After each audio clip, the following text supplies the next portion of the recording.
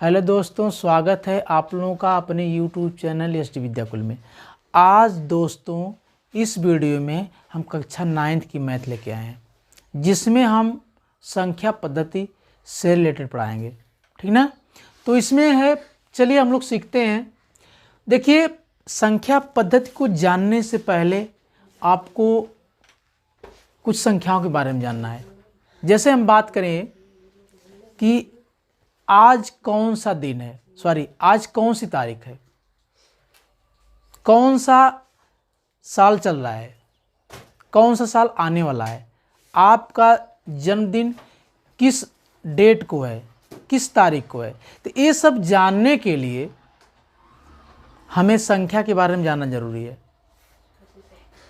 तो चलिए हम लोग सीखें संख्या के बारे में। जैसे अगर आपके आसपास मान लीजिए 10 लोग रहते हैं, या आपके आसपास मान लीजिए 2 घर है, या ये बात कहा जाए कि आपके घर में 5 लोग रहते हैं, तो ये सब जानने के लिए हमें संख्या पद्धति के बारे में जानना बहुत ज़रूरी है।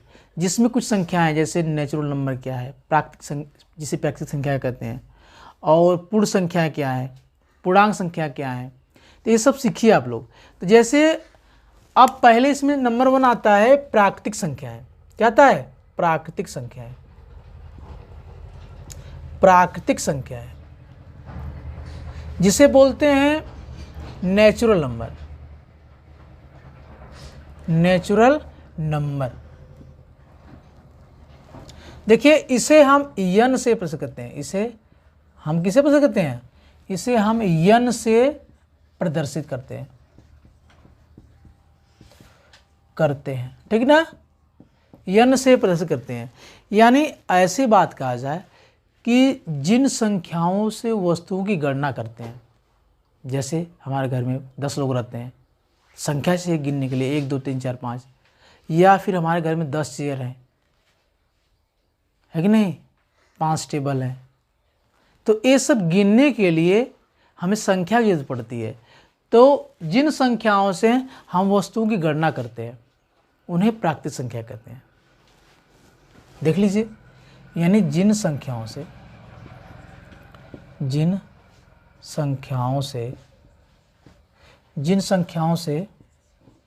वस्तुओं की गणना करते हैं, जिन संख्याओं से वस्तुओं की गणना करते हैं प्राकृतिक संख्या कहलाते हैं, संख्याएं कहलाते हैं। ठीक ना।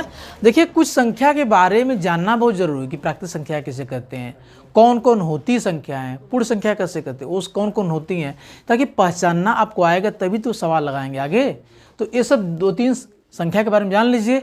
जैसे परिमेय संख्या क्या होती है, कैसे प्रदर्शित करते हैं उसको, है कौन कौन परिमेय संख्या होती हैं। जैसे प्राकृतिक संख्या सीखिए, इसमें पूर्ण संख्या, पूर्णांक संख्याएं, परिमेय संख्या, इतना सीख लीजिए। फिर उसके बाद क्वेश्चन कराएंगे हम। ठीक ना। तो 4 संख्या के बारे में जान लीजिए, कैसे इसको दिखाते हैं, कैसे लगाते हैं। ठीक ना। तो जिन संख्याओं से वस्तुओं की गणना करते हैं प्राकृतिक संख्या कहलाते हैं। यानी जैसे हमारे पास 10 पेन है, या हमारे पास 5 कापियाँ हैं, तो ये सब संख्याएं जिनसे काउंटिंग करते हैं उन्हें क्या कहते हैं? प्राकृतिक संख्या कहते हैं। कौन कौन? इसे यन से प्रदर्शित करते हैं। किसे? यन से। अब यन क्या होता है? 1 2 3 4 डॉट कहाँ तक? इनफाइनाइट तक। यानी 1 से लेके अनंत तक सभी संख्याएं पॉजिटिव संख्या होती है। क्या होती है? नेचुरल संख्या होती है, प्राकृतिक संख्या होती है। 1 से लेके अनंत तक सभी संख्याएं प्राकृतिक संख्या होती है। अब देखिए, अब आती है कि पूर्ण संख्याएं। जैसे अगर हमारे पास 2 मार्कर है, तो इन्हें हम कैसे काउंट करेंगे? प्राकृतिक संख्याओं का सहारा लेंगे, 1 मार्कर 2 मार्कर। जैसे हमारे पास एक भी मार्कर नहीं है, ठीक ना, तो उनको भी तो बताएंगे, यानी 0 मार्कर है। तो इसका मतलब यह है कि अगर हमें इस चीज़ को बताना है तो 0 वहाँ पे आना जरूरी है। तो कहीं ना कहीं जो पूर्ण संख्याएं होती हैं वो 0 से स्टार्ट होती हैं, पूर्ण संख्या है, ठीक ना। यानी अगर 0 1 2 3 4 डॉट डॉट कहाँ तक, अनंत तक, यानी पूर्ण संख्या क्या है, यानी प्राकृतिक संख्या में प्राकृतिक संख्या क्या है 1 2 3 4 डॉट डॉट अनंत तक। प्राकृतिक संख्या में अगर 0 को मिला दिया जाए तो ये जो पूरा समूह है वो क्या कहलाएगा, पूर्ण संख्याएं कहलाएगा। क्या कहलाएगा, पूर्ण संख्याएं, जिसे होल नंबर बोलते हैं। क्या बोलते हैं, होल नंबर। तो यानी 0 से लेके अनंत तक सभी संख्याएं पूर्ण संख्या कहलाती है। अगर कोई पूछ देगा कि सबसे छोटी पूर्ण संख्या क्या होगी, तो 0 होगा। सबसे पूर्ण संख्या क्या होगी, सबसे छोटी पूर्ण संख्या 0 होगी। और सबसे छोटी प्राकृतिक संख्या क्या होगी, 1 से, क्योंकि 1 से स्टार्ट होती है, 1 से लेके अनंत तक प्राकृतिक संख्या होती है। और प्राकृतिक संख्याएं धनात्मक संख्याएं होती हैं, ठीक ना। और जो पूर्ण संख्या होती है 0 से स्टार्ट होती है, यानी जो पूर्ण संख्याएं होती हैं 0 से स्टार्ट होती हैं। और यानी 1 2 3 4 5 डॉट डॉट अनंत तक ये क्या होती है, प्राकृतिक संख्या होती है। इसमें 0 हम मिला दिया जाए तो एक नया समूह बन जाता है। इस पूरे समूह को हम क्या कहेंगे, पूर्ण संख्या कहेंगे। यानी सबसे छोटी पूर्ण संख्याएं 0 होती है, ठीक ना। अब देखिए आगे सीखिए आप लोग।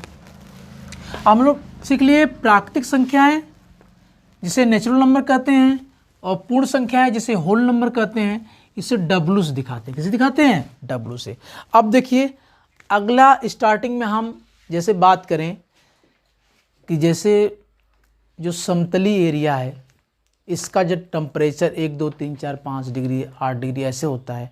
लेकिन जैसे जम्मू कश्मीर हुआ, है ना, लद्दाख टाइप हुआ, उधर का जो टेम्परेचर होता है 1 0 -1। तो माइनस हमें दिखाना है, जैसे माइनस की काउंटिंग करना है कि -1 डिग्री, -5 डिग्री, -10 डिग्री। तो इन्हें दिखाने के लिए भी एक संख्या चाहिए, तो उसका भी मतलब खोज हुआ। तो उसमें क्या है, उसमें आती है पूर्ण संख्याएं। क्या आती हैं, पूर्ण संख्याएं। देखिए पूर्ण संख्याएं, पूर्ण संख्याएं। अब पूर्ण संख्या क्या है, धनात्मक तो होती हैं, 0 की तरह धनात्मक, 1 2 3 4 5 डॉट डॉट कहाँ तक, अनंत तक। धनात्मक संख्याएं तो होती हैं, यानी प्राकृतिक संख्या तो होती हैं, 0 भी होता है और ऋणात्मक भी होता है, 2 -3 -4 -5 -6। ये सब जितना होता है ये सब मिला के क्या कहलाती है, पूर्ण संख्याएं।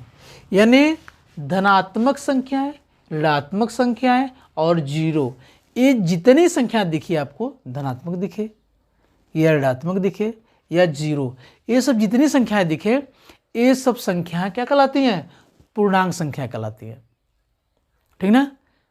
देखिए संख्या के बारे में जानना बहुत ज़रूरी है, क्योंकि चैप्टर जब लगाएंगे, प्रश्नावली करेंगे, तो उसमें आपको संख्या के बारे में पूछेगा कि ये संख्या क्या होगी, इसके बीच में कौन संख्या आएगी। तो संख्या के बारे में जानेंगे तभी, तो 4-5 संख्या इसके बारे में जान लीजिए, तब हम लोग क्वेश्चन करें, ठीक ना। अब देखिए यहाँ से ए ऋणात्मक है, ए धनात्मक है, ए 0, ये सब संख्या क्या कहलाती हैं, पूर्णांक संख्या कहलाती हैं। यानी पूर्णांक संख्या में प्राकृतिक भी आता है, पूर्ण संख्याएं भी आती हैं, और ये चीज़ एक्स्ट्रा है, ठीक ना। तो पूर्णांक संख्या क्या होती है, धनात्मक, ऋणात्मक और शून्य सहित, धनात्मक, ऋणात्मक और शून्य सहित सभी संख्याएं पूर्णांक संख्या कहलाती हैं।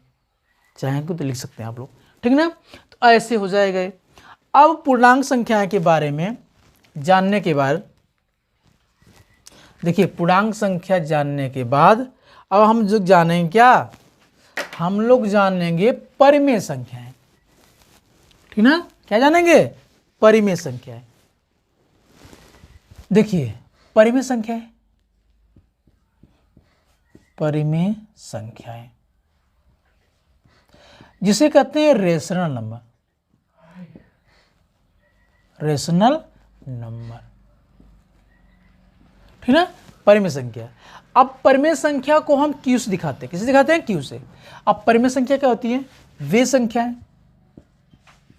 वे संख्याएं जिन्हें P/Q के रूप में लिखा जा सके, लिखा जा सके। वे संख्याएं जिन्हें P बटा Q के रूप में लिखा जा सके, जहां P और Q पूर्णांक हो तथा Q डज नॉट जीरो। अब बताइए, देखिए परिमेय संख्याएं जो हैं, आपकी जो संख्याएं परिमेय है, इनकी जरूरत क्यों पड़ी? जैसे मान लीजिए आपके पास आपका भाई ने कोई पिज्ज़ा लाया, ठीक ना। ये मान लीजिए आपके भाई कोई क्या है, पिज्ज़ा लाया, इस टाइप से, ठीक ना। आपका भाई कोई मान लीजिए एक पिज्ज़ा ला दिया, इस टाइप समझ लीजिए आप लोग, ठीक ना। 1 2 3 4 5, ठीक ना। अब मान लीजिए आपकी इच्छा किया, इस पिज्जे का एक भाग आपने खा लिया, ठीक ना। आपकी इच्छा कर दिया, अच्छा था, खा लिया। तो अब जैसे इसे बताएंगे कितना आपने खाया। अब देखिए 1 2 3 4 5, 5 भाग था, 5 भाग का आपने एक भाग खा लिया ना। और कितना बचा? 1 2 3 4, 4/5 भाग बचा। तो ऐसी बातों को बताने के लिए, ऐसी संख्या को दिखाने के लिए, ऐसे नंबर्स को बताने के लिए परिमेय संख्या की जरूरत पड़ी, तो इसके बारे में खोजा गया, ठीक ना। तो यानी पहले जान लीजिए कि वे संख्याएं जिन्हें P बटा Q के रूप में लिखा जा सके, जहां P और Q पूर्णांक हो तथा Q डज नॉट जीरो, ठीक ना। ये परिमेय संख्या होती है, यानी जिन्हें P बटा Q के रूप में लिखा जा सके। जैसे अगर जैसे हम बात करें एग्जाम्पल्स, जैसे में 4/5 परिमेय संख्या है। अब देखिए परिमेय संख्या होने के लिए एक तो ए शर्त होना जरूरी है, P बटा Q। दूसरी शर्त P और Q, देखिए एक ए शर्त, दूसरी ए शर्त और तीसरी ए शर्त, यानी परिमेय संख्या होने के लिए 3 शर्त का होना जरूरी है। कौन कौन शर्त है? पहली शर्त है कि जिन्हें P बटा Q के रूप में लिखा जा सके, ठीक ना। आप देखिए 4/5 है, ये P बटा Q के रूप में है, पहले शर्त पूरा कर लिया, ये परिमेय संख्या है। दूसरी P और Q पूर्णांक होना चाहिए, देखिए पूर्णांक संख्या 4 और 5 दोनों पूर्णांक है, ठीक ना। और Q डज नॉट जीरो, ये जीरो नहीं होना चाहिए।